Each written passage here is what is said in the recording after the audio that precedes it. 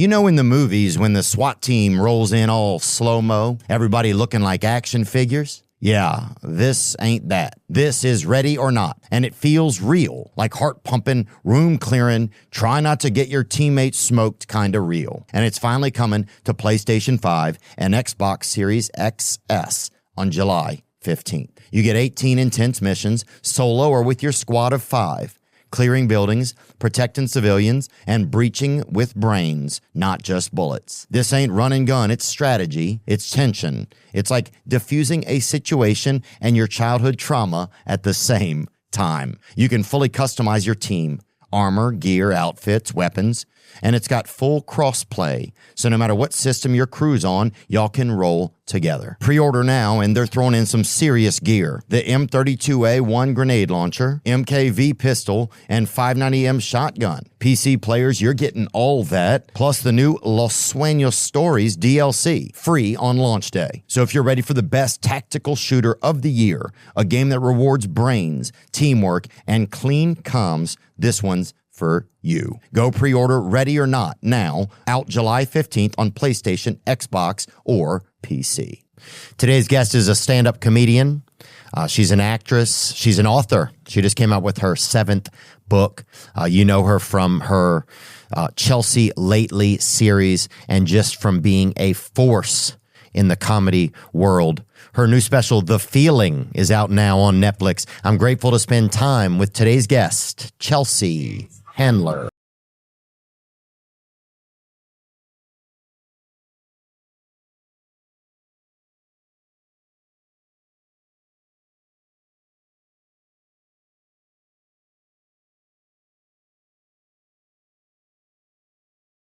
Where are you from, Theo? I'm from Louisiana. I'm from Louisiana, so not a lot of well, there are. Mark Normand is a comedian out of Louisiana. Oh, I'm in a space. There's a bunch of guys. Who are you with, WME? Yeah, Michael Berkowitz. Oh, yeah, he's my agent, too. He is? Oh, wait, he said that. Yeah. I just saw him the other day. He came to a show in Pittsburgh. Oh, yeah.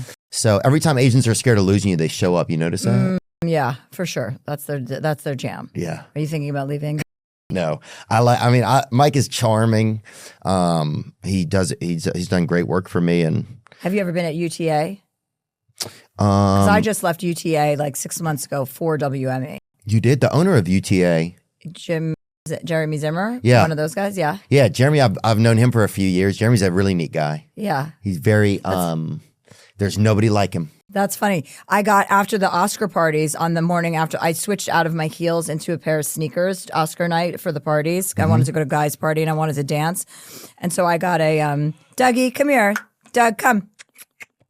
Doug, come. Doug, I feel like he's looking for a place to pee. Come over here. Is he? No. He could pee by me if he needs to, They just I guess. took out. Well, hopefully he will during that interview. That'll be perfect. He sent me a text and he's like, I have your shoes from last night. I didn't see Jeremy Zimmer. I have no idea how he had my shoes. I had just left his agency. I was like, well, thank you very much. And he's like, can I send these to an address? And I was like, just keep them. I don't really need them anymore. They were just for the night. So that's funny. Yeah, Jeremy Zimmer is very unique. He's a great speaker too. He's a great, he's able to speak and think at the same time really well. That's something that I really admire about him. What was I going to ask you about? Oh, good to see you. Thank you. Yeah. Thank you. You look great. Have we ever seen each other before? I came on your show a couple times when you had Chelsea Lately show. Oh, really? I was so nervous. Were you? Oh, yeah. God, I don't even remember. It's okay, yeah. So many comics were on my show that I don't even remember meeting. That's so crazy. So many people came on my show and were interviewed by me that I don't remember. So when I run into these people, I always say, hi, it's nice to meet you. Yeah. And they're like, you've interviewed me like several times. Yeah. And I'm like, well, it's great to see you again. Do you think, was it because, were you drinking or was it just because it was just time was just hectic? Just interviewing thousands of people. It's impossible to remember everyone. Yeah. No, I typically didn't drink during my show. Yeah. Would you ever though? Because sometimes life just gets so stressful. I mean, I'll drink when I'm performing on stage because that's kind of nighttime, 8:00. That I don't have a problem with. Not wasted, but have a cocktail before I go on. Yeah, I like that. But during the daytime, it's kind of an unnecessary thing. When you're shooting, when you're filming a show at 3 p.m, really not necessary. Yeah. I get. Yeah, I think I can't remember if I even had a drink at that. I was so nervous. I remember like some of the lines I said I couldn't get them right, and I was like immensely nervous at that time. And, but you had so many comics on. That was like the Tonight Show for a while for comedians. I mean, it boosted a lot of careers. It launched a lot of careers. Yeah. It felt like did a lot of Michael Yo, Chris Frangiola. Joe Coy, Fortune Feimster. Ali Wong was on that show. Who else? Kevin Hart. Kevin Hart was on the round table before he blew up. Kevin was on the round table a bunch of times before he blew up, and then he was like, all right, I'm done with the round table. I'm a guest. Yeah. And I was like, who the fuck does this guy think he is? And then, of course, I was like, good for you. Yeah. You are a guest now, But yeah, tons of people. Oh, yeah. So many. And I hate to like just miss some people's names. Ross Matthews. Mm-hmm, yeah. He was a big part of that show, too, I remember. Or that's kind of what, because then he got a spinoff of his own show from your show, didn't he? Yeah, I produced it. The Ross Matthews Show. And Whitney Cummings. Yeah, I love Ross. A lot of people. Yeah, I just saw Ross in New York City. Yeah, yeah. He's one of a kind. Yeah. Yeah, he just like, I don't know. I could never see him and not just feel better, I feel like. Yeah, he's an uplifter for sure. He's like infectious. But yeah, I was so nervous. I got so nervous because I think also like you would come out and you didn't or I didn't know you. And so like I didn't get to say hello or anything, and I was just hyper nervous. And yeah, that was definitely tougher back then for me just to be in like those type of environments. Did you ever have a talk show that you went on early where you were just like, or some sort of thing you went on where you're like, I can't handle this, or were you always? No, always. Yeah. I mean, diarrhea. You know what I mean? Like, remember when I used to do Leno before I was like a correspondent on Leno. I mean, I would like literally, I don't pray. And I would pray I'd be like, just please let me do well. Let me do well. I'd be on my knees in the dressing room. Like, can everyone get out really quick? Cause I don't want anyone to see me praying also. So I would get down on my knees and be like, please, please, please. I did that up until probably, I don't know, 10 years ago, 5 years ago, until I finally, I'm solid in my footing enough to know I'm going to do a good job. Yeah. When you do something for so long, you understand what the mechanics are. And even if it's a shitty situation, if you have a right attitude, it's going to be good. Yeah. You know what I mean? Yeah, definitely it changes. Like now I feel more confident in a lot of situations. Some conversations I still get nervous in, but not like when I'm going on stage and stuff. Now I know I've just done it enough times where I can handle it. So that, yeah, some things do start to evolve. Thank God. I remember being in like a really little audition room when I first went in. It was over at E. They were auditioning for something, and I was like, can we open the window? I was like, and it was like kind of a little room, but it was like, and it was windows they didn't let it, so the assistants over there, trying to open, like doesn't open, and nothing was helping me. I was like, can we open the door? And it was horrible. So I had some rough ones early on. With so many comedians who tried to get on your show, was there a lot of lobbying that happened like behind the scenes? Like did comedian like friends or people try to like infiltrate your space? Do you feel like to try to get those positions? Because that was such a coveted spot to be on Chelsea Lately. Yeah, it's funny you say that. I don't really remember that. I had such a team of people around me. It's like that were those were the people. Like you're not coming to me saying, can I come on your show? Like that wasn't really a thing. It was more about the bookers probably were dealing with that, and other comedians would go to the bookers, but nobody really bothered me with that. Like, this person wants to come on. Can you do me a favor? It wasn't like that. I probably didn't give off the air that would be that welcome. Yeah. I didn't want to deal with that shit. I was dealing with enough shit. There was enough fucking people. We were like a big fraternity party. All we did was play practical jokes on each other all day. It was one of the most unprofessional environments I've ever been a part of, and I fucking loved it. So anything that would slightly annoy me at that time, I had very little tolerance for. So nobody would be jockeying with me because I hated that. Like when I'd put up my stand-up dates, I'd be like, okay, I'm doing a tour for this book or whatever. And I'd put it up on the wall, and all the comics that worked on Chelsea Lately, the writers, would have first, they could decide if they wanted to open for me, and they'd sign up on the wall. Like I'm doing Kansas City, I'm doing St. Louis. And when that happened and they would go at it and jockey for that, like I don't like that.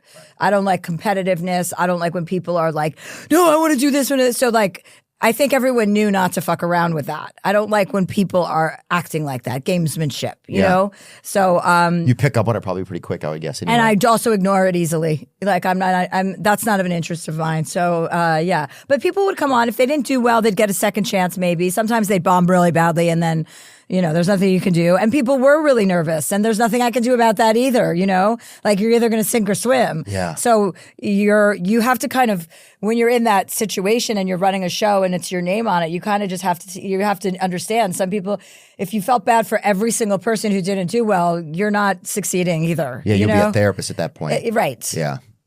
The Feeling, I watched some of The Feeling. I love what's one of the lines you had early in it? It was like, even at 7, I was looking for a bar. I think that's one of the lines you have in it. Yes. About just being young. It seemed like you were born, like I could relate to it so much, like immediately, even though in some of the stories you start telling in the new special, it's like you are a adult.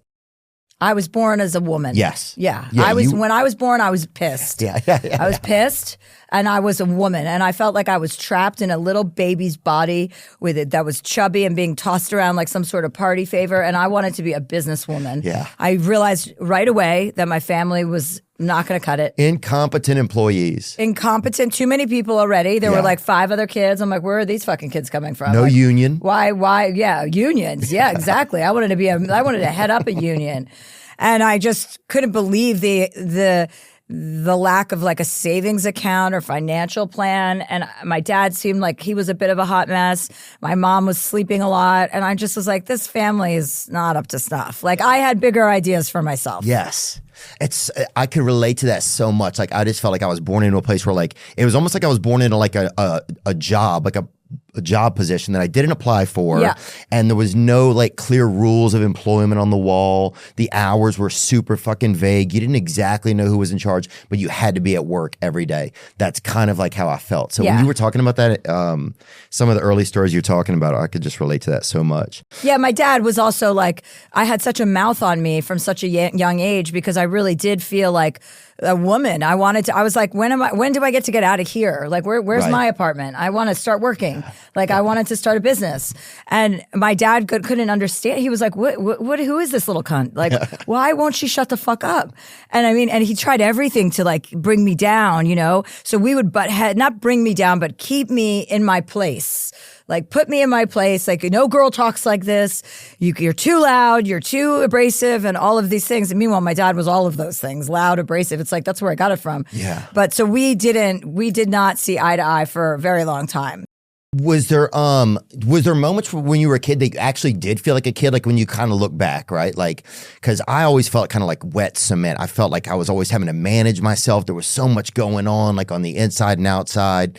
I never felt like super reliable in my own footing and stuff. But when you look back on your life, were there moments where you actually felt like, okay, I was just kind of a kid there, as opposed to being like somebody who had to be on top of everything? Like, does that make any sense to you? Yeah, of course. No, okay. I definitely felt like a kid. Like I was a kid. I had all those kid experiences, but there was always a sense of, when you're the youngest of 6 children, how many kids do you have in your family? Yeah, we had 4. And you're what number? I'm the second one. Oh, okay. But it was bad. It was just, our family was just weird. But yeah, I knew you were the last one. Yeah. And when you're the last one, you absorb, first of all, you grow up in 2 seconds because everyone else is fucking and smoking weed and you're hearing conversations that little children aren't supposed to hear. So you're mature right away because you're like, oh yeah, like, I knew about anal sex when I was like 6. I was like, God, I can't wait to try that. Yeah. Like you're just mature in different ways. And, not that anal is a sign of maturity, but, it's one sign of just knowing too much too soon. It's considered a vacation in some religions. Well, yeah, and for some people. Yeah. But, I definitely had childlike experiences for sure. And my brothers and sisters were all pretty tight. So they kind of did raise me and they kind of brought me along with them to many like different things. But I was always ahead of my age group. Yeah. And even when I dated guys in high school, like it was illegal, the men that I was dating, they were in their 20s and I was a teenager. Like I could totally put them in jail for statutory rape, except I seduced all of them. There's nothing I would ever do. It's like, it's my fault. When people are like, it's not your fault. These men should never have been with a girl that age. I'm like, you don't understand what I was like when I was fucking 16. I was like 45. Yeah. So they didn't have a chance. Like young menopause. That's kind of crazy. That's hilarious. What was like a first date that you remember? Do you remember going on like a first date with somebody? I remember going to Martha's Vineyard. My parents had a summer house in Martha's Vineyard. That makes it sound like we were really wealthy. We were. I heard you say that on your special. Yeah, my dad just was a used car dealer, so I'm not even sure how he got that house, but he got it. And my sister and I went. Oh, there was this guy. His name was Justin Chu, I believe. Japanese guy? No, American. He looked like Brad Pitt. That's what was so interesting about the whole thing. So he was at this hotel in Martha's Vineyard, and I would go there. I was like probably 10, but passing as like 15, 16. Yeah. Long 10, a tall 10. Yeah, 10. Had boobs. Everything was coming together. Great. And I would go to this hotel pool and just like cruise, for guys. Like at 10 years old, I was like, I got to find a boyfriend, And who are these other people that are on vacation? And this guy looked like Brad Pitt. He was so good looking. And I was, flirting with him. And maybe I was 11, maybe I was 12. I don't know. I probably wasn't 10, but I was young, too young to be on a date probably. And I went on a date with him. And a very, innocent date. Where'd y'all go? Do you remember? Did you just go for a walk? Just went out somewhere in Martha's Vineyard. Like there was a lot of kids hanging around at night, so I'm sure we were just like walking through Main Street or something. With the Kennedys or something. Something pretty, something pretty innocent. And then he kissed me when I came back. He kissed me and he put his tongue in my mouth. No. And I had never been more repulsed in my life. My sister picked me up. My older sister Simone picked me up at the Harborview Hotel. And I got in the car and I'm like, I'm a lesbian. I can't believe how disgusting that was. I can't believe some man just put his tongue in my mouth. And she's like, everyone thinks that the first time. Like, you're going to like that when you're older. You're just too young. And I'm like, I'll never like that. And I'm a lesbian. And she's like, well, you're not going to like what that entails either. Like, if you didn't like a tongue in your mouth, you're certainly not going to like a pussy in your mouth. So she wasn't wrong. I do like men and I've continued to like them since that time. But it wasn't a... Yeah. And then after that, I was very fast. Like I started having boyfriends when I was 13, 14 years old, having sex like when I was 14, 15 years old.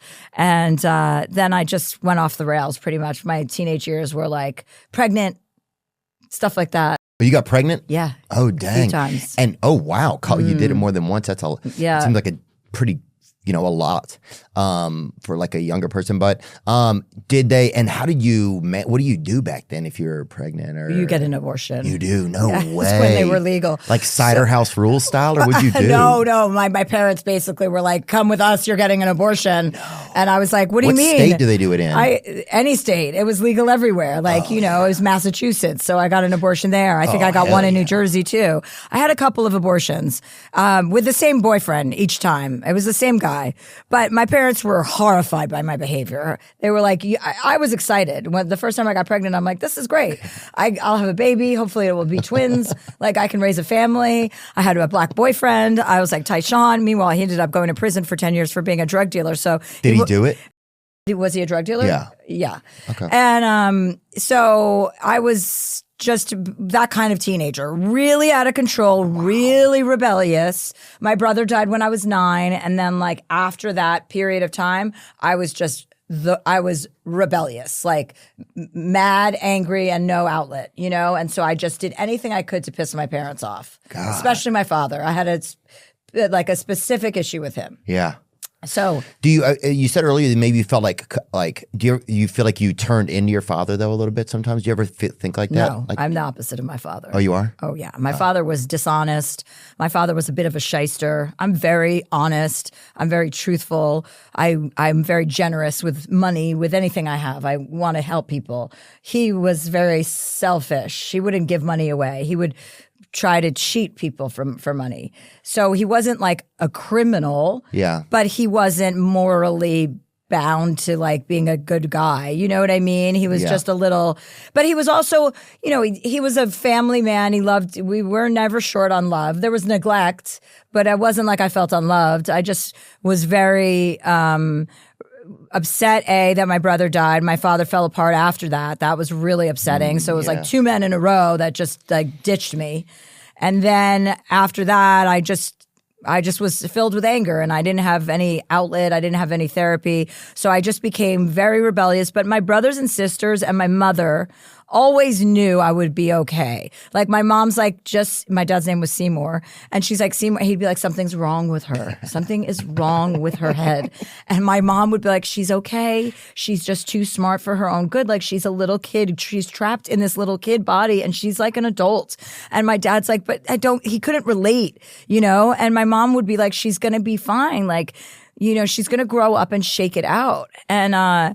And then once I started becoming successful and really turned that period was just my teenage years. And then I got my shit together. As soon as I left my family, I drove across country when I was 19. And alone, or you took somebody with you? This is a great story I picked up this guy. This is actually in my book, which I just found out is #1 on the New York Times bestseller list. Let's go. Congratulations. That's my seventh book. That's right. So that's exciting. God, so I know that's I can't. A lot. I didn't even go to college. So, but that just shows you, what you can accomplish if you really fucking focus on something. Yeah. So I went across country. My brother Glenn said, hey, I was driving across country. I was going to move to LA to become famous. Okay. And I was like, okay, it's time. I had gone to 2 semesters at community college. I'm like, that's enough. This is not a good use of anyone's time. Like, this is a waste of money. I don't care about this. I want to go to California. So my brother Glenn called me and said, I met a guy at a bar last night. And he's going to drive with you across country since you're 19 and you're alone. And my dad had given me one of his used Audi Quattros. Yeah. And he said, you shouldn't be driving alone, right? And I was like, okay, that sounds reasonable. So I picked up this guy. He was like 26 or 27 years old. He was the same size I was. And he said, do you want to go to Harlem? I want to pick up a bunch of cocaine. Yeah, brother, let's fucking go, And boy. I was like, Harlem sounds fun. Yeah. Like I was never allowed to go to Harlem growing up, and I'd go in the city, I'd go to like clubs in the Limelight. I never went to Harlem. That was supposed to be really dangerous. But of course I wanted to go to Harlem. Yeah. So I was like, okay, I wasn't really into cocaine at the time. I've definitely dabbled in cocaine, but at that time in my life, I was too young. I didn't really. So I go to Harlem. I drop this guy off from outside some crack house, right? I'm sitting there. This is my first night driving across country. Yeah. Pit stop in Harlem. He comes out with a bag of cocaine that I've only seen like in movies. Like the amount of cocaine was like something you saw in Scarface. Yeah, like a movie amount. Yeah, exactly. And I'm like, oh my God. And then he just starts doing the cocaine while we're driving. And we're driving through Maryland. There's 3 highways you can take across country. We were, I think, taking the 66. So that's the lowest, the most southerly route. So we're driving along, and this guy's doing lots of cocaine off of his keys, credit card. He's driving? No, I'm driving, and he's in the passenger seat. And, keep in mind the amount of cocaine, I was like, oh, this doesn't seem right. And is he reaching over and touching on you? No, nothing chilling? like that. Nothing like that. I actually suspected he was gay. It wasn't about that. He starts talking and doesn't stop talking. And we're 5 hours into this 3-day road trip. And I'm like, this guy is a fucking mess. And then we're in Maryland and we're driving through, I think, DC, and there was all this construction, and we get to Maryland. And I was like, you know what? We're going to go to like a Howard Johnson. Let's get a room. I was broke. He was broke. I said, let's just get a room. We'll get a room with 2 beds. We get in the room. He's got maps, like multiple maps. This was before navigation and all that shit, right? Yeah. It was like the year before all of that came out. Yeah, when everybody was like they were going to war or whatever. Yeah. Like even if So you there's in a maps, vehicle. but more than one map. It's like, how many maps do you need to follow one highway across the country? Like this fucking 8-ball Magellan over here. Yeah, just like totally. Putting it all together. See, how many maps? Yeah. I was like, what's up with the maps? And then I was like, and he was like pointing out national parks that we could go to. He's like, we could go here. And I was like, hey, listen, Miracle Ear, we're not fucking on vacation. I'm trying to get to California to become a celebrity. I don't have time for your fucking Yellowstone National Park. We're not going there. Like, we're not retiring. This is not we're not a couple. And he didn't, it's like anything I said he couldn't hear because he was so coked up. Oh. So I go to sleep. I wake up in the morning. This guy had been up all night long. Yeah. He had been doing coke all night. He looked like Gary Busey. He was going on. And I was like, okay. I said, hold on a second. His bag was still in the car because he didn't even bring it inside because he wasn't going to sleep. I said, hold on. I'll be right back. I went to the parking lot. I took his suitcase out of my car, put it down in the parking lot, and got in the car and drove away and drove across country by myself and left him in Maryland. And the next thing I heard was that he had to take a taxi from Maryland to New Jersey for 5 hours. And then, of course, I called my brother to thank him for his great judgment and for being such an overprotective brother. Yeah. To set somebody up with somebody like that that's all geeked out, dude, I would have been fucking eating my own teeth, man. Yeah. So it's really annoying to be around someone who's on cocaine when you're not on cocaine. Yeah. And then in Amarillo, Texas, I got pulled over by a state trooper who had a German Shepherd with him, one of those drug dogs. And the dog went absolutely batshit as soon as he came close to my trunk. So the dog was jumping around, fucking going crazy. And I'm like, oh my God, I've got residue. I've got coke in this car. I'm sure I'm going to go to fucking Texas State Prison because of this wombat that I just dropped off in Maryland. So luckily I didn't get arrested. They didn't find any cocaine, but it was very suspicious. Like I'm sitting there on the freeway and trucks are whizzing past me. And I'm like, and the cop's like, stand 20 feet away from the car. And he's got one of those big state trooper hats on. So that was a big shit show, but it was a great example of knowing to get rid of dead weight. You know what I mean? Yeah. Like I was like, I'm going to California. You are not going to bring me down. Get out of my car and get out of my life. Yeah. Dang. Yeah, I had one night in New York years ago where I was I was a taxi driver. He gets some coke. I end up driving the taxi. I was so high. This was years ago. You were a taxi driver? He was. He picked me up. Oh. We both started doing cocaine together. I saw Andy Cohen in the bathroom in the morning. I was going on Opie and Jim Norton the next morning. And I get in there. I was out of my brain. I get in and I stayed up all night. And I get in there and the other guest on the show that day was Daryl Strawberry, who was sober. He'd gone through cocaine. Yeah. And I could barely even talk. And I remember I was in the bathroom there peeing. There I am right there on the right, just geeked out of my head. Oh my God. You look so different. First of all, Daryl Strawberry, that was the 1986 Mets. All those guys were on fucking coke. All of them. Lenny Dykstra, Daryl Strawberry, Mookie Wilson, all of those guys. God, I was Spooky Wilson. That is really funny. I was playing third base for my own brain right there. I wasn't doing real good. I can't believe that athletes would do cocaine and then be athletic. Like, talk about a recipe for a fucking heart attack. And they used to do it all the time, it seemed like. How do you run for balls when you're on cocaine? Like, that's... I think if you practice doing it I think you would get good at it probably. I think it's the... I get good at it. Well, it's the sporadicness of not practicing and then just doing it willy-nilly, like some guy who's playing for like his like refrigeration softball team or something. That's when it's bad. Yeah, maybe. I'm high as a Georgia pine. Oh yeah, there was that one guy that did LSD. That would be good for sports. I love LSD. Yeah. Yeah, I love microdosing LSD to put some fucking pep in your step. Like if you're really, really struggling and you're having like your schedule's crazy and insane, LSD is the thing. I take LSD all the time.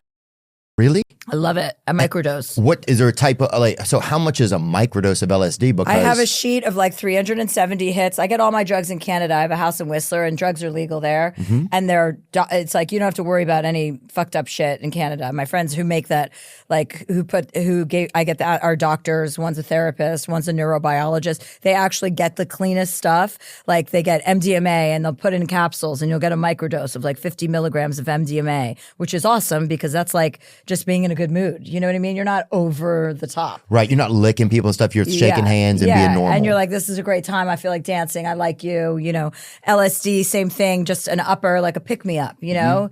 Mm-hmm. You're not hallucinating, but you're just like up, like a kind of like a psilocybin, like microdose.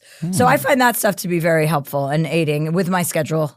You know, like I do a lot of talking. I'm sure you feel the same way. It's pretty much a ton of travel, a ton of talking, and a ton of kind of expending energy, you know what I mean? And absorbing other people's energy. Yeah. So I want to be in a fucking high vibe mood. Yeah, you don't realize how much it is. You don't realize, like, I would do meet and greets after shows for like years, just go out there and just do them. And it just like, I had like a breakdown a couple of years ago. I just was completely burnt, and I just kept doing it. I thought I wasn't working hard enough. That was my own take of it. I was like, oh, you're just not working hard enough. But I didn't realize that I just burned myself to like the end of the bowl, you know? Oh, absolutely. Yeah, those meet and greets will get you. Did you ever have a time where you got pretty burnt out? I mean, you've had an insane schedule for probably 25 years, except for when you've taken breaks. Yeah, I took a 6-year break after Chelsea Lately, and after I didn't do stand up for 6 years. that was the biggest break I've taken, but I just went so hard, at both ends. I was touring, I was doing my show, I was writing books, just constantly. And I loved the idea that I had this amount of energy. I loved when people were like, how the fuck does she fly in Monday morning, tape 4 shows, and then go do 5 shows in a weekend? And I loved that adulation. Like I got addicted to like the fact that I was that strong of a horse. You know what I mean? Yeah. And then as I left Chelsea lately, I was so over just working. But then I got not roped in. Netflix made me a really amazing offer. I thought I was going to take a break. You did a ton of episodes of that too. First I did documentaries. I did a documentary series. So that was kind of a break because that was a lighter schedule. And then I went into that show. And then that show never really, I went back to work before I was ready to go back to work. So that show never really felt like I was in my right, zone, like in my flow state. So that show was like an example of don't just fucking work because someone's offering you a job. You know what I mean? You got to have your ducks in a row and understand when you need time off, when you don't. And without the time off, there is no creativity. I need the time off to be able to have something to fucking say. Yeah. So now, since I've been back to stand up after that 6-year break, this will be my probably third special in 4 years. And so I'm into it now. I'm back into it because I do have something to say now, But it's important, when you are creative and you are sharing for a living, talking, sometimes you're out of fucking gas, and the breaks are as important as the work. Yeah, it's that's been a tough thing to learn, because especially when you're so self-motivated and you've done I've always been I can do this, I'll figure it out, I'll find a way. It's really hard to start to use the brakes, and use them to your own advantage. Also, you want to grab everything when you can grab it. It's oh, wait, I get this offer. I can't say no to this. I'm going to be even more successful. I'm going to da-da-da. And there's an addiction component to that. And you're well, wait a second. You can say no to things. Things come back around. You have to it takes a while to get to know what you're capable of and what you're not, and what's going to deplete your energy, because, when you're pissed and you're burnt out, you're no good, to anybody, especially yourself. So it's hard when we're in this business, because it's you can feel like feast or famine. You can be oh my God, I'm getting all these opportunities. And I've certainly had times in my life where I wasn't getting a lot of opportunities. And I'm well, fuck, why aren't I doing that? And it's well, because your attitude sucks, because you didn't take good care of yourself. And now you're pissed and now you're bitter. You got to get back to being happy and magnetic and attracting good stuff. And then you get good stuff. So it really is about adjusting your attitude, being grateful. You have to be fucking grateful. As corny as that can seem to certain people, you have to be grateful at the opportunities that are coming your way. And you also have to be a fucking pro. You're not going to knock me down. I'm a pro. Right. You can't get to me now because of so many years of knowing myself and understanding what my limits are and where I'm going to excel and where I'm going to not excel. Yeah. Damn. Here's a not so well kept secret the insurance industry does not want you to know. Insurance companies profit by holding on to your premiums and reserves longer, so they may be motivated to delay or deny claims to keep funds invested. Yep. Morgan & Morgan fights hard to bully these bullies who are using your money to make them richer, as they often deny and delay the payments that you are owed. When Morgan & Morgan takes on a case, they are almost always going after the deep-pocketed insurance companies and not the individuals at fault. These corporate bullies know the name Morgan & Morgan, which makes a difference for their clients. In Florida, a client received $12 million after the insurance company's best offer was just $350,000. In Pennsylvania, a client was awarded $26 million. A staggering 40 times the insurance company's original offer of $650,000. Hiring the wrong firm can be disastrous. Hiring the right firm could substantially increase your settlement. With Morgan & Morgan, it's easy to get started, and their fee is free unless they win. Visit forthepeople.com/Theo or dial #law. Pound 529 from your cell phone. That's FORTHEPEOPLE.com for the people.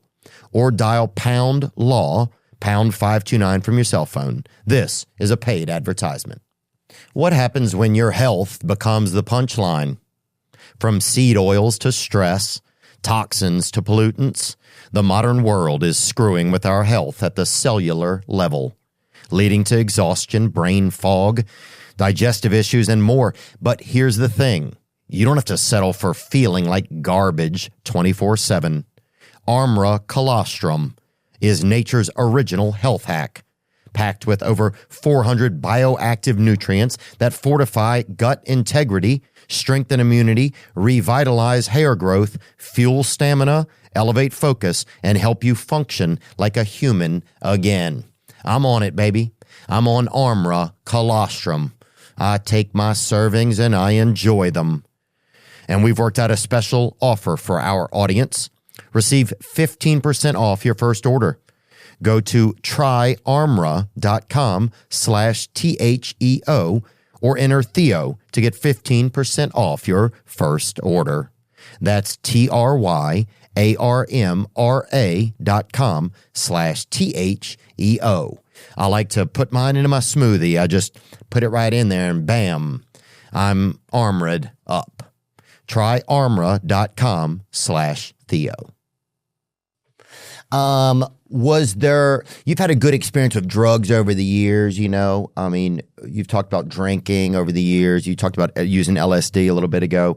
Did you ever have a time where you went sober? You tried it? Like, did you ever try recovery meetings? Did you ever try that kind of stuff? No. I've been, Have you ever been interventioned or whatever? No, Jane Fonda, this is a story I write about in my book, which is Jane Fonda once called me over to her house and I had been to her birthday party and I was out of my mind. I don't remember what drugs I was on. It could have been anything. And I was rude. Yeah. I was dark. I was like, insulting people. And she had given me the cold shoulder for a couple of months. And she summoned me to her house, basically said, I want to have dinner with you. And I was like, what's this? This seems a little stern, this email. But it's Jane Fonda, who I respect. And I was like, okay. And I went to her house and she basically read me and was like, you were terrible at my party. You offended people. People were like not happy about what you said to them. And you were dark and moody. And why would you ever come out when you were in that kind of headspace? And I was like, fuck, shit, and mortified.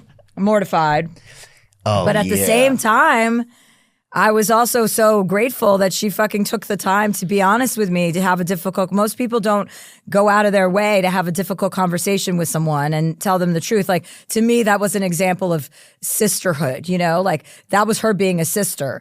And when I was writing my book, it was like one of the tent poles of my book is like, I want all women to be fucking sisters to each other, It's like this book is for girls and daughters and girlfriends and mothers, to remind each other, like, you got to tell people the truth, You've got to be honest with people. If someone's going through a bad time and they're close to you and they're important to you, and even for me as a woman, it doesn't matter if they're close to me. It matters that I'm a woman, you're a woman, I've got your back, I'm going to tell you the truth.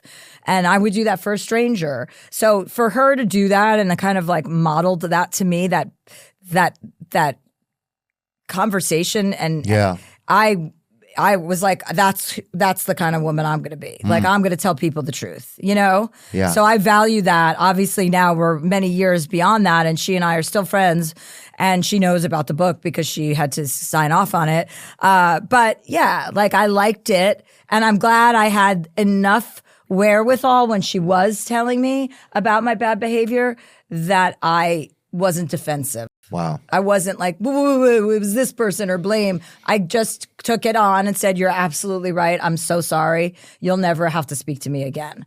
So that was the closest thing to an intervention. But I've definitely overused drugs and alcohol at certain times in my life. Yeah. But once I got the message, I dialed it back. You got to I don't ever want to have to give anything up. So if there's ever an issue, I reel it in. If there's ever been an issue, I always am like, okay, take a month off of this, get grounded again, and don't smoke cigarettes, don't smoke pot, don't drink, whatever it is that I'm having an issue with. Yeah. Yeah. Did what was the first concert that you ever went to? Do you remember going to that? John Bon Jovi. I'm from New Jersey. Dude, my first song I ever heard, a lady took me to YMCA summer camp, right? I don't remember if she had breasts or not, but I think she did, right? And I remember. I bet she did have breasts. I bet she did. So she sounds like she had breasts. I bet she did.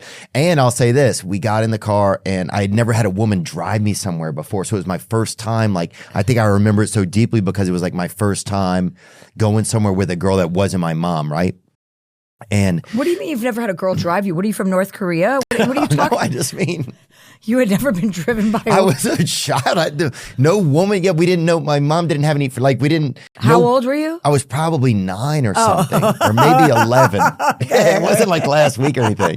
Yeah, I was like 9 or 11, and she leaned over and she put my seatbelt on me, and I was like, "Oh, this is crazy, dude." And it was like I think when you're a kid like that, and she played. Johnny used to work on the docks. Yeah. And I just was like, play it again. Oh, yeah. Anyway, I've never been a Bon Jovi, but I just remember. John Bon Jovi inducted me into the Jersey Hall of Fame. No fucking way, dude. Yeah. Who has better hair, you think, right now? Pull him up. You or John Bon Jovi? You or JBJ. Oh, well, his hair is different now. Yeah, his hair is different now. But his face when he was younger, I mean, he's still pretty hot, but his face when he was younger was just fucking so hot. Look at him. Look how hot he is. Did you try to make a move on him or no? When I went to his concert? I No, was like whenever 16 he years inducted you. Oh, no, it was like a video message. It wasn't like we were together. It was during COVID. Yeah. So, no, I've met him, though. I've hung out with him. He's a nice guy. He's happily married. I try not to hit on married men, Yeah. just out of respect for marriage. I think that's important. What is are you still dating a lot of brothers? I see you brought a brother here today. This is my black lover. Am I still? No, I haven't had a because I know that was boyfriend. a thing. Well, yeah. Is that offensive to ask you too? I'm sorry. No, Yes. Okay. It's not offensive. I mean, I do. I like all men. It doesn't matter if they're black or brown or white or gray.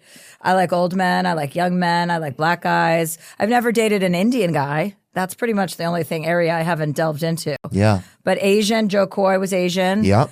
I think Joe Coy, you called Joe Coy once. Yes, and you gave me some advice, actually. Yeah. We were trying to figure out your poster for your Netflix special. Yeah. And Joe Coy and I were in New York City, I think, and you called him. Thank you. Yeah. You know what? I forgot about that. I remembered it before, but I forgot about it recently. But thank you for that. Yeah, I said which one, and you said this is the one because you want people to notice it and think about it. And you were right. That's the one I ended up choosing. Oh, great. I love that. But that's probably the same thing I was kind of thinking, but I just wasn't sure. So thank you. Oh, yeah. That was nice of you. Are you good friends with Joe Coy? We're good buddies, I think. We're not like super close. We don't talk all the time. But he's just always supportive. Yeah. Yeah. He's a real supportive guy. He's so full of supportive. And Filipinos are like that. I'm not trying to generalize Filipinos, but first of all, Filipinos are some of the last people that most people see when they're dying, right? Because they are hospice. They work in hospice. Mm-hmm. So a lot of times, the last person you'll see when you die is a Filipino. Mm-hmm. So it's crazy. You'll have some people might be racist, but then they're just gleaming into the eyes of a warm Filipino as they cross over. Filipinos are very good at caretaking. Oh. And our hospitals are filled with them. Thank God. Yeah. But Joe Coy typically isn't the last person you see when you die. There are other Filipinos. I don't want people to think that it's only Joe Coy. There are other Filipinos out there that you will run into. Yeah. Unless he starts working in a hospital. He could, though. He could. He stays busy. A lot of Filipinos, too, have good names like Sunny or Grace. They even get like a very happy American branch of their name. That's true, right. Yeah. I would love to be Filipino. I've said this before. I think if God is willing to let me do it again or whatever, I would like to do Filipino. Really? Yeah, I do Filipino or Mexican. What is it about the food? Is it about the culture? Just the joy. Joy. I think the sheer just living, just like looking at a living fucking Easter every time you see a Filipino. They're just like that. It's just like, they just seem so good on the inside. And then Mexican, I just think I'm ready for it. And then after I can see you being Mexican. Thank you. Yeah, you're welcome. Yeah. And then after that, I would go black. I would probably go black after that. I'm going to let it kind of pan out a little more. And then I would get over there and do that for sure. If they would have me, I think you almost have to apply to be a Filipino or Mexican? To be black. They don't want everybody. Oh, no. Cat Williams is like, we're a little bit particular about, not particular, but don't just come over here without kind of talking to us about it first. I hear that. Yeah, I hear that. Did you hear them talking about black men? Is that why you're up? That's kind of. Is that why you're up? That's kind of what he employed. Yeah. After having dated black men, what suggestions would you offer to white men? Is there any way to like correlate any of that? Black men in general, and this is a generalization, seem to appreciate women like me more than white men. There seems to be a disconnect between strong, powerful white men and strong, powerful white women. There feels like I'm a lot of woman. I say what I want to say. I do what I want to do. And that for some reason threatens a lot of men. There's a certain type of men that don't like that. They think I'm too loud or I'm too brass but I'm just acting like a man. You know, I'm not acting like anything. I'm acting like myself, and it's similar to what a man would do, and which would be fine. And there's something about black men that like that. They think that's cute, and they're turned on by my outrageousness or the fact that I don't give a fuck or that I want, that I'll say the thing. And so I like that. So there doesn't feel like such an imbalance. There's definitely like a cultural thing where black men, it feels like they appreciate that kind of thing more. And so that's attractive, Yeah. Yeah. As a woman, you want to be desired, and you want men who want to have sex with you and are like turned on by your strength, not emasculated by your strength. Oh. Like my strength shouldn't make you feel weak. It should make you feel strong. Right. That's how I think.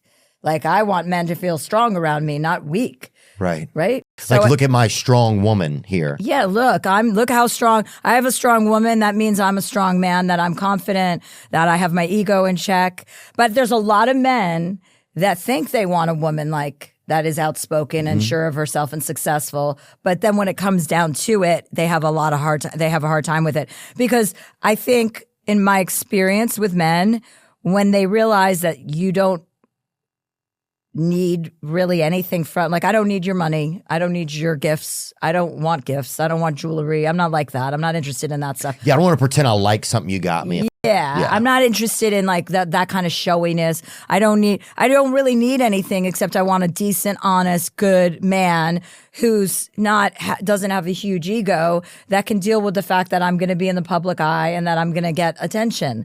Like I want someone who can deal with that.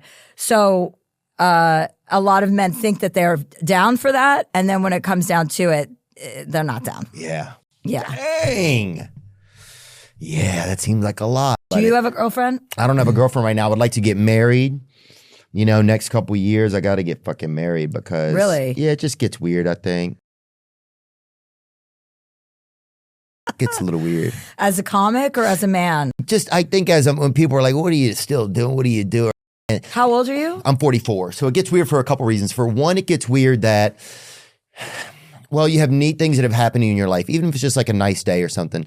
And then at the end of the day, it's just you again, right? Which is okay. But sometimes it's like, oh, well, this would be cool if I had somebody to share it with, right? So that's one thing that I start to notice. The second thing is yeah, it's like, do I want to have children? Why? And then if I do, why do I want to have children? Why do you want to have children? That's the best question is, why do I want to? I think I fear sometimes like maybe I would be missing out on some, like another, almost like not a drug trip in a way, but another like level, a bit of another level maybe. But also like I have a big imagination and I got a couple fucking levels going on in here. Half the day I feel like, there's times I feel like a kid and an adult at the same time. So it's like, maybe I got enough of that and being an uncle is fine, I don't know. But those are kind of some things that I think about it. And then, if I could take care of and help provide for kids in a healthy way and give kids a good life, then do I owe that to society? Do I owe that to myself? Or do I owe that to them? And that's stuff that I think about, I think. Probably. Interesting. Yeah, that reminds me of like, I had this conversation with someone the other night. I had this shoulder infection. So I had this. I'm going to move this down just an inch. Yeah. I just had this PICC line in my arm where I had to get these like 24-hour every 24 hours I had to get an infusion in my arm. And I had this Filipino male nurse, who was coming to my house to give me these injections, right? And so I was in kind of a bad shape for about... Rocky or something like that? Something that's Rocky is the men. But go on, sorry. Yeah, no, I don't know if his name was Rocky, but he said to me, on our last visit, he said, hey, I just want to let you know, you seem like a really joyful, energetic person.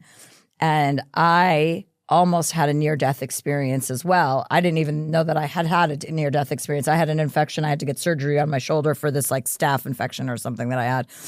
And I didn't consider it a near-death experience. But he said, I almost had a near-death experience too. And I was almost in a car accident. And I don't like when people say stuff like almost in a car accident. Either you were or you weren't. And if you weren't, don't fucking bring it up. You know, like almost is nothing. So the guy was like, oh, these. Like when it's almost my birthday. Like, yeah. It isn't fucking or your birthday. half birthday. I also don't want to hear about that. So he said these two cars were like coming close to each other and they were like careening towards each other and that they were going to hit. And at the last minute, the cars just, by an act of God or providence, the cars split open and they both moved in different directions. And he goes, it didn't make any sense and I was okay. And I'm like, so again, you were not in a car accident.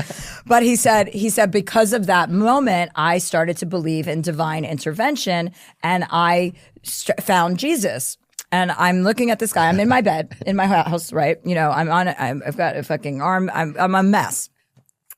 And he said, and I feel like I never experienced, there was a level of joy that I had never experienced before I found Jesus. And to me, it seems to me like you would appreciate that level of joy. And it took me a minute to realize I was being pitched, you know, in my house about religion. And then I had to tell him like, oh, I just want you to know, I have already accepted that the level of joy associated with finding Jesus is something I will never experience. Like I've already accepted that. My joyful is already tapped out. This is as high as I'm going to go. I'm not going to break the ceiling. So, but that's in relation to you talking about children and knowing that there might be a feeling you might not experience without having them, which is something I deal with all the time because I don't have children and people like to go at me for that. Like, you're a woman. How could you do that? It's like, how could I do it? Because I don't think I'd be that good at it. But it's definitely something that I've learned to accept. Like when you say that, I've also accepted, yes, I won't know that joy. There are other joys that I've experienced, but I will not know the joy of being a mother. So I can relate to what you're saying about the thought of thinking about that joy. Yeah. Yeah, and there's certain things that I like, and then it's like, yeah, like a lot of my life was always about me. I think with comedians you get like that, you know. That's why you end up in comedy because you're kind of the boss and the employee, you know. Yeah, you're going on stage with a microphone alone, so no one else can talk except for you. And no one else is responsible for it except for you. It's like I want to be responsible for myself. I never could. I think it goes back to just that being in a place where it was like, what am I doing here? I don't even have an employee ID. There's no fucking hours on the wall. Right. There's no wage union. I have to be here every day. This family didn't even make any fucking sense. Who would put this together? Can I talk to the boss? There is no boss who's the superior. But I had to, it was like, so I never wanted anything to have any like jurisdiction over me except for me, right? Mm-hmm. But then sometimes for me, like it starts to be like, well, how much of that is like old stuff that I had and how much of it, which has served me well because it helps me be self-motivated and but it's been hard for me to like work with others, and so that's been like a learning curve. But yeah, at a certain point, does that kind of hinder me, or have I gotten other neat joys out of the world, like getting to experience like people coming out to a big show or something like that, and maybe those are the joys that I'll get instead of having a family, not in a bad way, yeah. And just trying to gauge like, could I do it? Do I think I would do it well? And being honest with yourself. It's interesting to talk about not having a boss because that's my whole career too. Like I don't. Oh yeah, you seemed. I don't really appreciate being told what to do by anyone. I'm also not interested in the feedback. It's like it's if it's not working for you, that's fine. You don't have to pay attention to what I'm doing. It's working for me. Like I'm having a blast.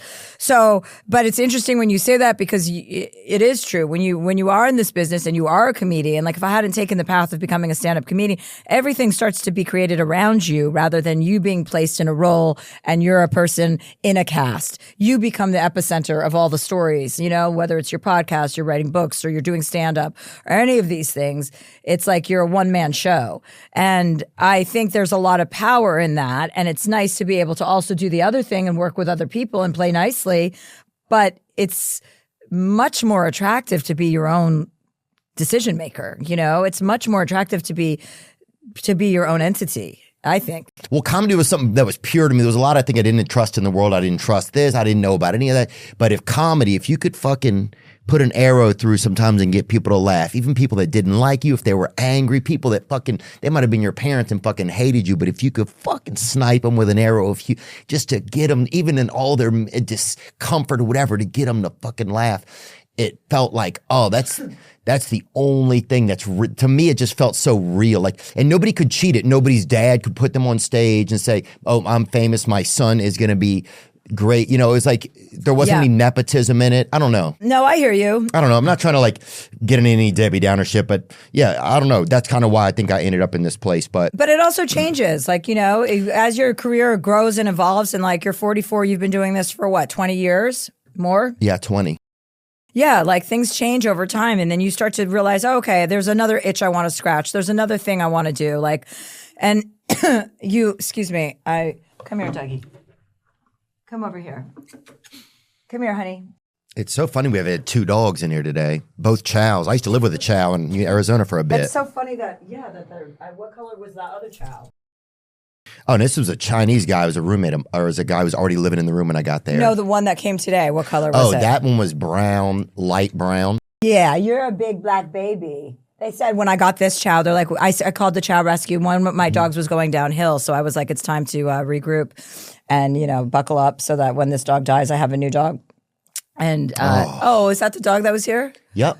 Oh, that's a chow mix, right? Yeah, that's a chow mein, I think it's called, or something. A chow mein. Look at that little baby in the middle. That's Hassan Piker right there, dude. Fascinating guy. Kaya, that's that dog's name. It's its birthday today, too. Happy birthday to that dog, then. I don't remember what we were talking about. That's okay. Yeah. Do you think, this one more question I had about like how comedians feel and stuff. Do you think like it's hard for comedians to be like accept, like I have a tough time sometimes accepting compliments from people. Did you ever feel like that? Yeah, totally. Do you have any insight like on what that kind of is, or have you? I think comedians are really insecure by nature. You know what I mean? Yeah. Why else would we have to get on stage with microphones, alone? Like, what's that about? Most people who are secure don't feel the need. So I think we're insecure by nature, and I think it's our job to kind of hone that insecurity into something more dynamic, right? Because that's how it begins. So I think when when you're insecure like that, you're uncomfortable with any sort of adulation. You want it, but you don't necessarily want to hear it to your face. You like to read it. Like, I love to read a review of my book. I'd rather that than someone tell me how much it meant to them. Do you know what I mean? So I have that same thing. I get slightly uncomfortable when I get too much adulation in person. It's like, okay, when is this going to end? Like, thank you so much. And I want to be sincere and present, but I also sometimes check out. But it doesn't make any sense because that's what we're all here for, is adulation. We all want the attention. So I think now I have this thing where like, it's not about you. It's about listening to that person. It's about giving time to the person whose life that you impacted, who has something nice to say to you. Because think about how hard it is for that person to come. Like, I would never come up to a celebrity and be like, I saw you in, whatever movie and you changed my life. Like, I wouldn't even bother that person. So when you think about what it takes for someone to say those things to you, when they're not creepy and they're not weird and they're not like, threatening in any way. And they're not wet too. Yeah, people are wet. yeah. That scares you. You want to give them the time. Yeah. And so I think about it that way so that I'm a little bit more gracious than, Yeah, than just being still stuck in yourself. Even if you're getting adulation, it's still about, well, how do I feel about adulation?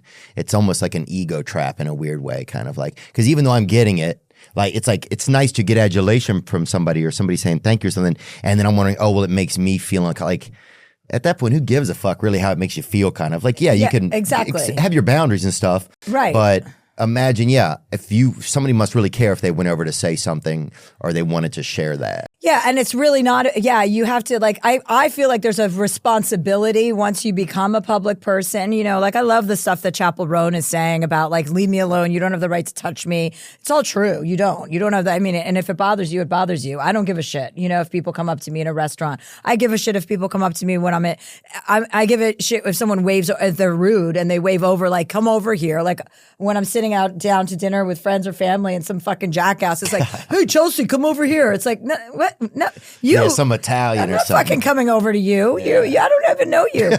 But when people are really sweet about it, yeah, like I do feel a sense of responsibility. Also, to be, I want people to feel good after they see me. You know what I mean? So it's not so much a struggle. I totally get what you're saying, but I think it's not a struggle so much as a let them say their piece and let them say something nice. They're going to feel great after they say it. Like, oh, wow, I did it, you know? So I tried to just think about them. Yeah. Yeah, no, it's a good reminder. It's a good reminder of that. So the feeling, you're special. It's like, I only watched like 32 minutes of it, but what is the feeling kind of like? Or do I have to wait to the end to get to know what it is? Well, if you didn't see what the feeling was, then you didn't see the whole. Oh, the feeling is about. I mean, a lot of the feeling that I've seen so far seems to be About feminine masturbation. Feminal masturbation. Or It's feminal, you know. Is that a new word, feminal? I don't know. It's about childhood masturbation. When Okay, sorry. we used to call it the feeling when we we're on would a rub, list. We're we gonna would be on a rub list. up against like swing set poles and Oh, yeah. corners of walls. We would use furniture, ladles. We were really into masturbating, me and a group of my girlfriends, when we were 9 and discovered our Pikachus. So we would, and it wasn't like adult masturbation. You're not actually touching anything directly. You're basically rubbing your hands over material. Like the thicker the material, the better the traction. So it's like, you know, Okay. jeans, a Burlap. thick corduroy burlap would be a great option. A corner of a wall. You want something that is going to give you the traction you need. And and then, but how carried away I got as a child once I found out about the feeling and about a fucking clitoris, how I went bonkers with it. And I was masturbating in school, getting the feeling, rubbing pencils. I mean, whatever I could get, rulers. I mean, I had anything I could, I would just overdo it. Just rub it against your body. So the feeling, Can I say that? We're talking about. yeah, you can All right. say that. Of course, I'm the one talking about it. Okay. And it was, so that's where the feeling comes from. Got it. Just basically childhood exploration. Oh, the part with the ladle I was like, what is happening here? Yeah, there's a lot of there's a lot of use of masturbation to get through time, of moments maybe. Like when people masturbate, like Thanksgiving dinner, I was like, this is going to suck. I'm fucking 9. No one is coming to me for my global opinions or world affairs. No one gives a shit about my, you know, like I'm here with my family. They suck. I already established that they sucked. So I took a ladle and brought it to my Thanksgiving dinner, and then I got carried away. And the next thing I know, I was dripping, sweating like a rapist at my family dinner, and my mom asking me to stop, and that's something that I needed to do in the privacy of my own room. But up until that point, no one had called me out because I grew up at a time where no one was going to say, hey, stop jerking off, you fucking pervert. Oh, people weren't saying that then. No one was saying it. So I thought no one even knew what I was doing. Oh, it's so that's why secretive. I'd be like, I'd see a book and I'd be like rubbing up against, you know, like while I would be talking to my father, I'd put like my ass behind an ottoman and think I was disguising it. Are you there, pussy? It's me. Are you there, Chelsea. pussy? Yeah. It's me, Chelsea. And my family was just basically totally aware, but also disgusted and horrified, so that they didn't even say anything until it became unmanageable. Oh yeah, if you see a child rubbing up on something, I guess if you have 6 other children, who gives a fuck what the last one's doing most of the time? Probably, yeah. But yeah, I think it's hard to approach them even probably. You know, maybe now you could text them and say, you know, calm Get your it hand down. out of your pants. Yeah, or calm it down. Yeah. We're at a Pizza Hut. Yeah. I mean, I used to masturbate so much as a kid that my calves would be sore because I would be face down on the carpet, rubbing my Pikachu over my denim jeans, and then my calves would kick out and would be flexing, you know? Yeah. And so I had very, very strong calves growing up. Wow, dude, that's bonkers, man. Yeah, but jerking off was fun, wasn't it? And I love how in the special you call it jerking off. I hadn't heard a woman refer to it as that before. Really? Yep, I'd never heard of a woman say jerking off before. Oh, okay. Yeah, it was just Yeah. Well, I guess it was jerking off because you are climaxing. Technically, it is and it's the same thing as when you're an adult. You know, when you like climax as an adult, you're like, ugh, you're kind of grossed out. gross. Like, stop it, so get off of me, get away from me. And then like, you know, you give it like 2-3 minutes and you're ready to go again. You're like, oh, come back here, you know, get me that wall. Damn, I'm not a go again. I'm more of like, a lot of people are up by the front lines with the machine guns or whatever. I'm the cannon that comes in the back. It shoots once. And that's it. Yeah. And then it's you're like, wrapped. And then it's like, neat down for repair or whatever. Like that's me. So how long how long can you have sex for? Oh, I don't know about that. 5 minutes, 10 minutes, 1 hold on. minute. Let me think about the first one. Well, the first time, No, I mean 5 minutes. I'm saying. Just don't. 5 minutes. Yeah, don't right. put me. Listen, I don't think most people want to have sex for longer than 5 That's or my 10 thing. minutes. If anybody's having sex for 40, who the fuck are you? You're some kind of like you're some kind of like a cyborg or like like Italians or whoever's fucking for that long. It's like that's crazy to me. I want to get back to work. Yeah. I like fooling around. I like men. I like lots of different men.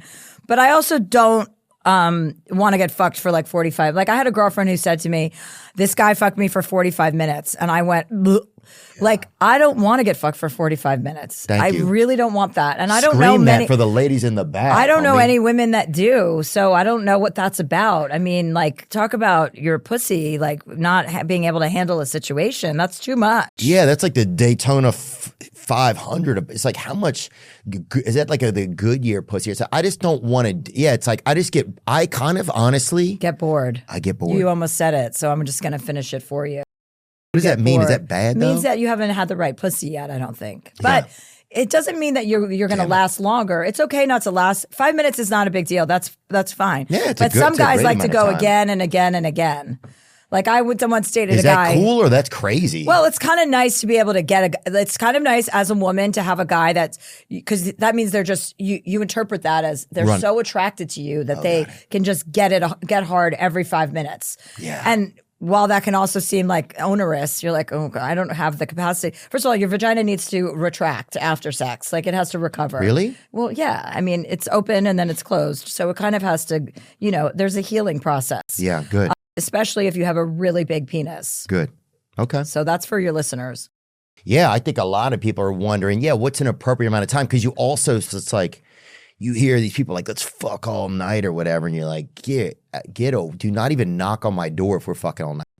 I don't want anybody at my house doing anything all night. I don't want anybody even being awake in my house all night. Yeah. And I mean, I've had sex with men where it's a one-nighter thing and you have sex a bunch of times in one night.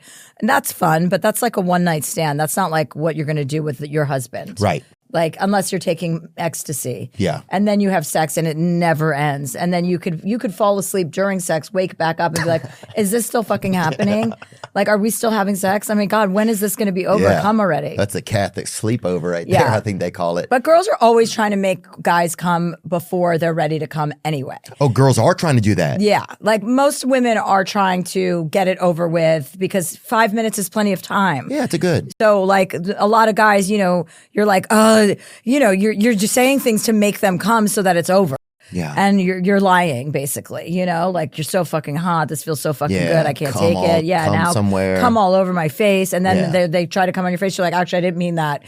Come on the fucking drapes. Like I wasn't serious about coming on my face. So come on this cum plant. I was just telling you to come. Yeah. So. I was at a girl's place one time and she had a plant that guys would come on and it was it was doing pretty well. I don't know if it was a pear. How small is a pear plant? Bring up a small one real quick. I think it was pear.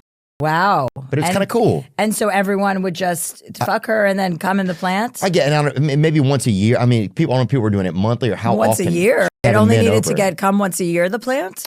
I mean, I have no clue what its also like supplement schedule was, but I do know that, young pear. Oh, no, it's something smaller. It was an indoor, it was a house plant.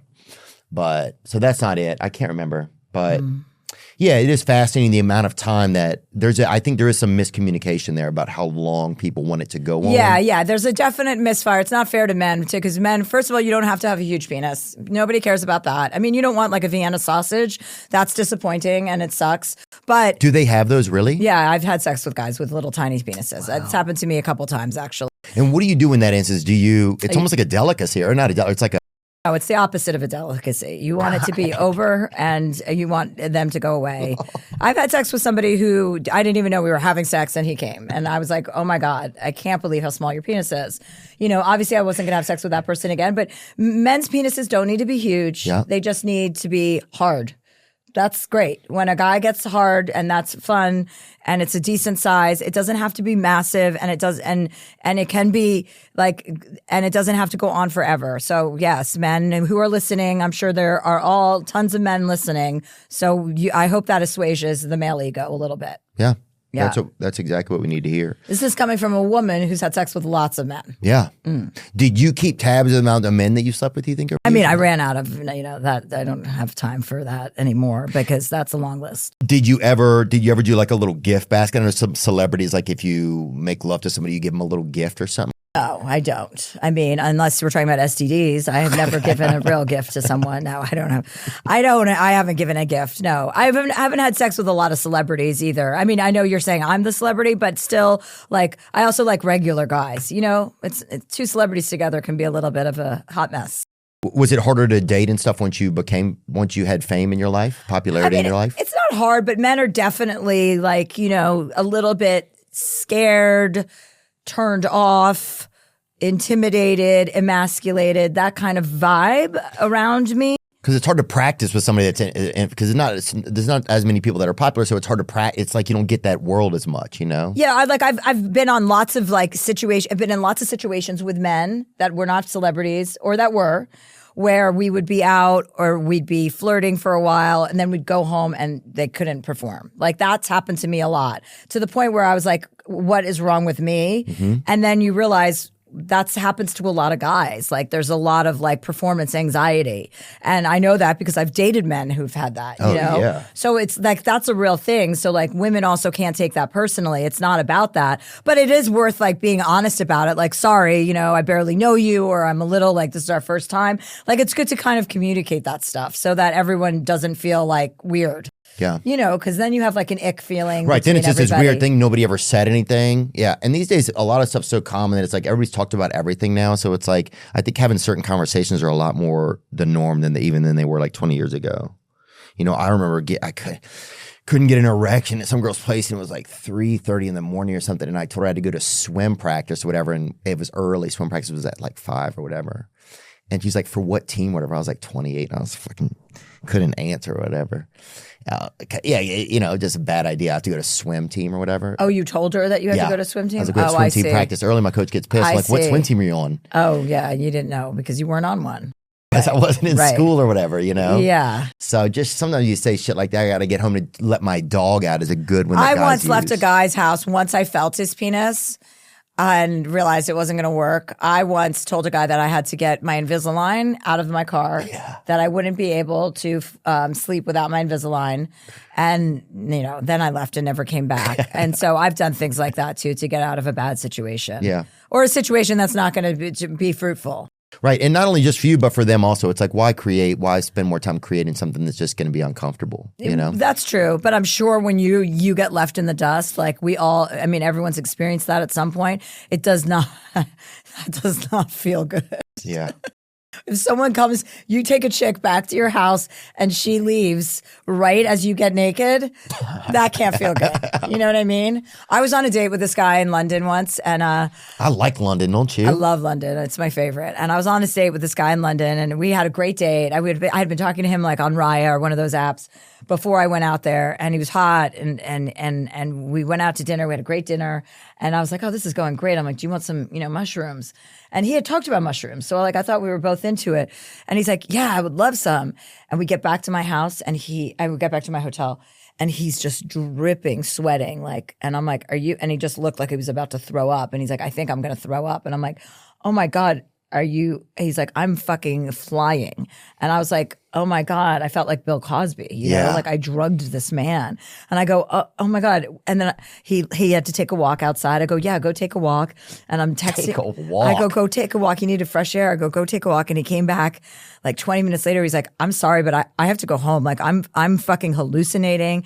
And I'm sitting there on shrooms too, but I'm fine. And I'm like, oh my God, I just drugged my date. Like, and I was telling my girlfriends the next day and they're like, why would you ever give mushrooms to someone after you fucking went out to dinner? Like, that is not exotic or erotic or anything. It's like, that's a party drug to fucking laugh. Like, it's not seductive. And you fucking made the guy sick to his stomach. Yeah. And I was like, yeah, no more drugs on first dates, no more. Oh yeah, mushrooms are crazy, dude. I remember taking them one time and some girl's like, let me see. She didn't even want to make out, or she's like, let me see your weird dick or whatever. And I was like, because I guess like she was really getting the swirls, She's like, let me see your weird dick. And I was like, fucking all right, But that can be kind of just a tough idea. And then it's just weird to touch somebody and hug somebody, and then like that can be. But it is fun to sit around and laugh or something on some mushroom. That's a lot of fun. Yeah, mushrooms aren't a very sexual drug. So like that was stupid. Yeah. Yeah. But sometimes having enjoying time with somebody's fucking nice too, and not feeling the pressure like you got to make you got to have sex. Yeah, you got to have sex, exactly. So that's the problem with that too, especially on a night where you're it's better to do that with someone you've gotten to know a little bit rather than like a first excursion. Yeah. Did you I had one more question. Oh, did you ever meet Bill Cosby? I did meet Bill Cosby before he got. That's in the special, the part that you didn't see. Oh, it is. Is it really? It is. Yes. And yes. What was it like whenever you met him? It was disappointing. Really? But he was an asshole. He was an asshole because there was a guy opening for me, and we were in Atlantic City, and he basically went off on first of all, I showed up to his hotel room at 3:00 in the afternoon. The casino manager said, "Hey, Bill Cosby wants to meet you," because he was gonna rape me. And I didn't know that at the time. I didn't know about Bill Cosby. This was before all of that came out. Because he would do afternoon rapes or whatever? Yeah, he would have women come up to his hotel room, give him Rohypnol, and then fuck them. And they would be out of it.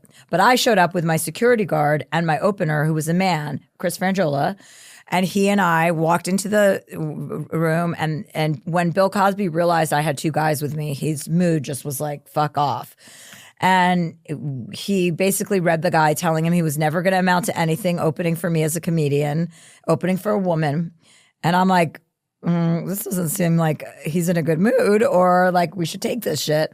And then later I found out, everything's broke, and we found out Bill Cosby was drugging hundreds of women. He would summon them to his hotel room, give them like some barbiturate. The same pattern that happened with you? Rohypnol. But he never gave that to me. And my sister, after that happened, she was like, well, now we know why Bill Cosby was such an asshole that day. And I was like, little does Bill Cosby know that roofie wouldn't have put a fucking dent in me. Unreal. That's right. What about Michael Jackson? I'm just trying to think. I ask everybody. I saw Macaulay Culkin the other night, and I wish I could have heard what he was saying to me, because he was thanking me for something, and I don't remember ever interacting with Macaulay Culkin, but he kept going on and saying, thank you so much, Chelsea, thank you so much. And it was so loud at the party that I don't know what he said. Was it an Oscars party? Yeah, it was like Guy Series after party. But I was wondering if it had anything to do with Michael Jackson. And I'm like, I wonder if I forgot that I did something about Michael Jackson. I probably did. I probably did a whole thing about Michael Jackson at some point. But I don't know. Was Michael Jackson raping kids, or was he a kid wanting to hang out with other kids? It's very murky. Like, yeah. I don't want to give him any credit, but it's like he didn't seem like somebody who was having sex with anybody. He seemed like somebody who was like stunted. You know what I mean? Like a little kid. Oh, I don't think that was. I think that was definitely part of his psychology, that he was just like, like a 7-year-old that grew up and got super famous, and also had sexuality going on inside him at the same time. I don't know how all that comes out, and maybe some of it was criminal, maybe some of it wasn't. I don't know. But no, I'm just curious as to who gets to run across certain people, like in celebrity circles and stuff, But I'm trying to think of anything else. Is there anything else that you wanted to talk about specifically, Chelsea? I don't think so. I think we're good. Yeah. Yeah. I think we're good too. I think you could tell, I'll tell your male listeners to, if you want your daughter, he loves you. Look at that. Oh, that's nice of him. If you want to get a good gift for your girlfriend's wives or daughters, I'll Have What She's Having. That's my book. That's just debuted at #1. I'm happy about that. My special's called The Feeling. It's on Netflix. And those are my 2 projects right now. Congratulations. And just thanks for coming and spending time with us today. It's just, you get it done. And it's impressive to witness. And it's just, I feel lucky that you came and spent time with us today. So thank you. Thank you very much, Chelsea. Thank you. Thanks, Theo. You bet. Now I'm just floating on the breeze. And I feel I'm falling like these leaves. I must be cornerstone. Oh, but when I reach that ground, I'll share this peace of mind I found. I can feel it in my bones, but it's gonna take